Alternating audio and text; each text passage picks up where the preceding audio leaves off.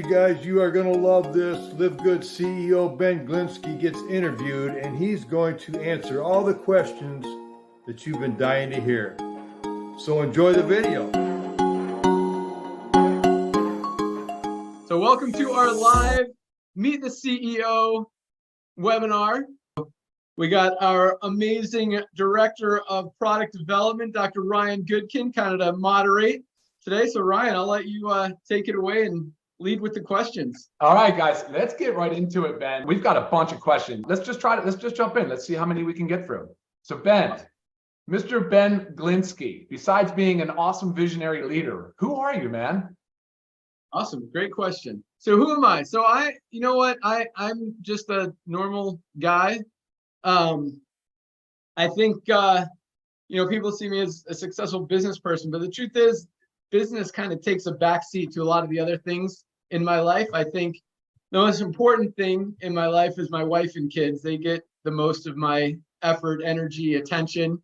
After that, it goes to fun, exercise, travel, doing things that I enjoy with people that I enjoy. And then after that, gets into business and entrepreneurship, making money and helping others. So that's actually, speaking of helping others, we do a lot of philanthropic things, and I don't want that to sound like business isn't priority and you guys as members and affiliates of LiveGood aren't priority, because I do put a ton, probably most of my time goes into this, but that's after, I give my family the time that they want. I make it a point to always say yes to my wife and kids anytime they ask me to do anything. And then, I spend a lot of time focused on the business stuff. And I think that helps keep me balanced and actually brings the best out of the business side, when I can focus on that and not have to worry about other things. So good question. The next question is going to jump right into business. So Ben, are you planning on adding services? Are we looking at things like travel, digital? What are we looking to add as far as new services? Yeah, that's a good question. I mean, we've got a huge base of members already just this early in the game. And I think as we get into the millions and millions of members, that is definitely a possibility. On the short term, it's definitely not on the priority list. Give us a year or so, see where we are, and it's nothing's out of the question. That's great. Okay. Next question is, are you planning incentives for members, maybe with qualification requirements? Again, not on the short-term priority list. We don't have any plans to do any additional incentives for affiliates, even as you achieve rank. I mean, the compensation plan is super, super generous. And I think everything that we're doing is awesome. And quite honestly, there's we're running pretty lean on margins, and to add, I mean, everything that we add is just, it's tight. So no, it's not in the budget, not in the plans. I'm just going to put a no on that one. All right. Next question, Ben. Why do you work in the warehouse? Don't you have employees to do that? That's an awesome question. I love that question. Mm-hmm. And I hope you guys are going to love the answer. So there's really 3-4 reasons that I do that. Number one, my son, he's 15 years old. He started working there when he was 14, packing boxes, to give him an opportunity to have a job, to make some money. And he does an amazing job. But I enjoy, spending time with him, just being able to hang with him so that's number one reason to be able to hang with my son. But the other reasons are, I think, even more important. And number one is I like being able to see how things are running in our business, in our facility. I like seeing our employees. I like meeting our employees, getting to know them on a deeper level. And I have the opportunity to talk to them. I always buy them lunch on Saturdays when I'm in there so we can talk and, just learn about them, their families, where they came from, what they like, what drives them. And I think that's important to have a good relationship with your employees. And I think at the same time, it motivates the employees to want to do a good job if they see that you care about them, and we genuinely care. And Ryan's the same way. He gets in there and packs boxes when we need them. And the third reason is, I like to be able to find any inefficiencies, things we're doing right, things we're doing wrong. If we're doing something right, I like to encourage that and promote it and say, recognize that Lee, our awesome warehouse manager, is killing it. And if there's, inefficiencies or things that I think we can improve on, I let them know. We like to lead by example and show our employees, hey, we care about this place, and hopefully that'll, encourage them to care and work as hard as they can for us. Next question. A lot of people think LiveGood is too good to be true. What part of LiveGood would you consider to be most misunderstood? Or in other words, why do people feel that way? That's an interesting question. Probably because it's different, it's unique, it's something that's never been done before. We have the most amazing high quality products, and we make them available for a few dollars above cost, so you guys can actually get them, get benefit from them, and have success, both physically and financially with it. How is it possible that we can have such high quality products at such affordable prices from a business perspective? Right. So again, you look at network marketing companies, and in order to have a compensation plan that pays out what these companies are paying out, 50, 60% in a lot of companies, you make a product for $10 and you're selling it for 60, you pay out half of that, you're at, $30 minus 10, the company's got to have a little bit of profit in there. And a lot of these companies have a lot of overhead. They've got a lot of corporate employees. They have a big corporate office.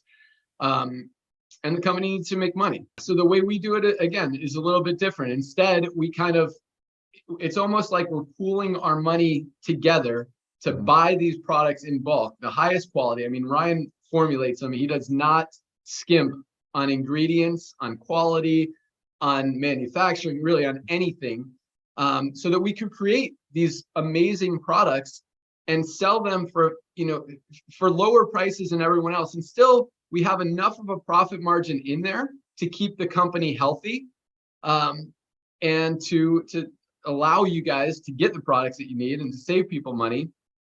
And then on the membership side, there's a little bit of profit in there as well to run the company. And so again, we run on very thin margins. I mean, right now we've got about 600,000 users as of, about 8 months in since we've launched this power line and compensation plan. And we're ordering a ton of inventory. We work on low profit margins. I mean, look, so a lot of companies, they brag about having 100 corporate employees. We have like 6 customer service people and like 8 warehouse packers.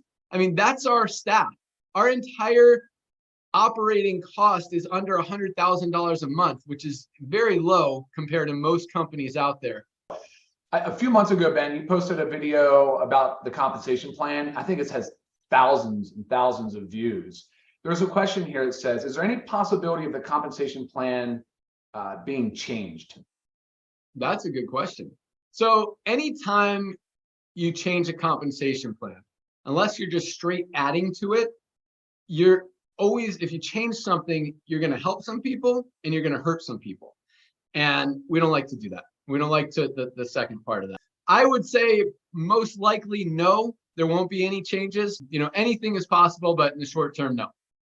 Okay, thank you. Next up, this one I hear too, and I think all of us have people on the fringe that are saying these types of things, and I'm very curious to see and hear how you answer this question. So people are saying LiveGood will not last. How can we be sure LiveGood will be here long term?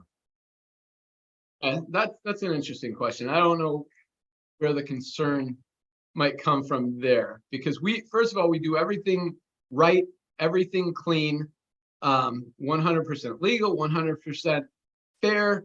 So, and our products are absolutely amazing. I guess maybe the question comes from seeing a lot of other companies, go from nothing to really big to gone in a few years. And I think part of the reason for that is they're all led by the opportunity, by the money.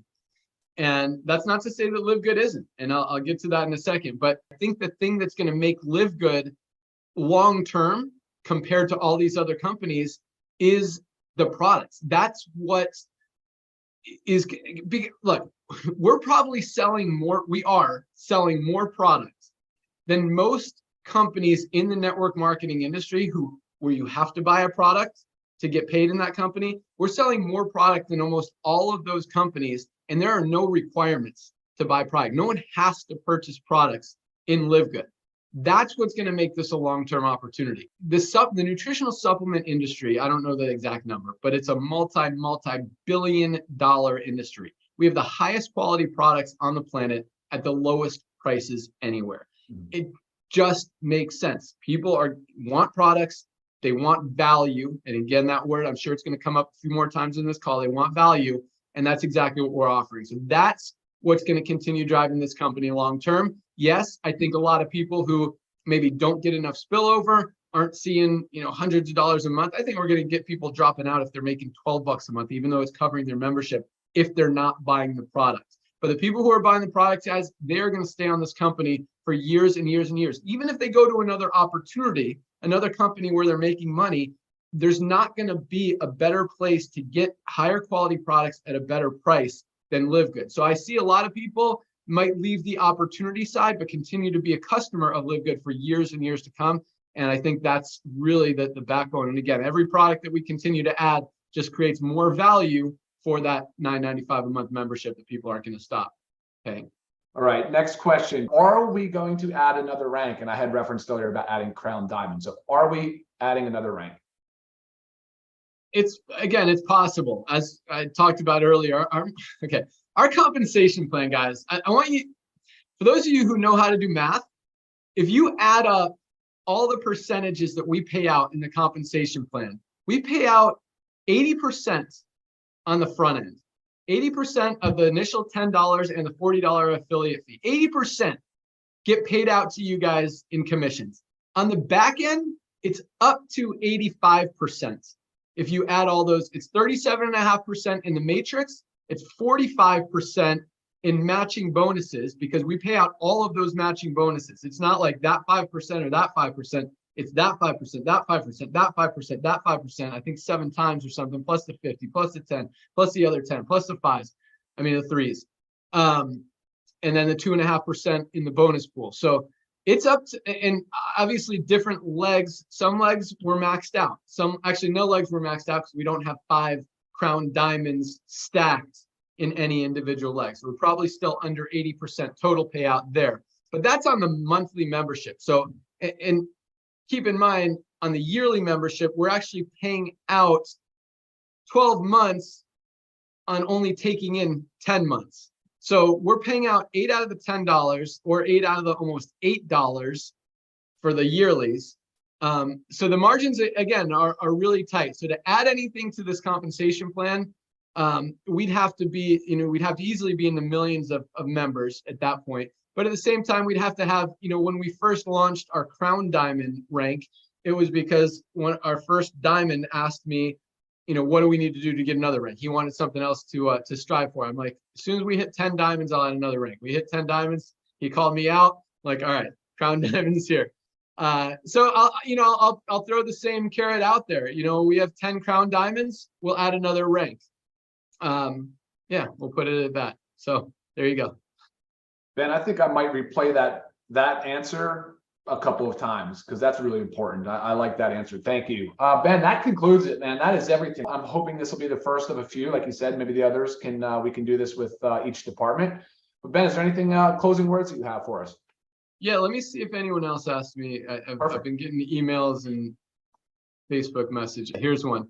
Is there ever a possibility for a distribution center and manufacturing center for the CBD products for them to be available in Canada due to our Canadian laws?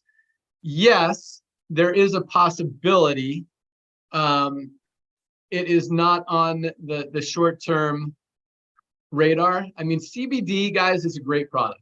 Don't get me wrong, but it's one of like 20 of our products. And in the order of popularity, as far as how many bottles get ordered every day, it's probably like, I don't know if it's even in the top 10 right now.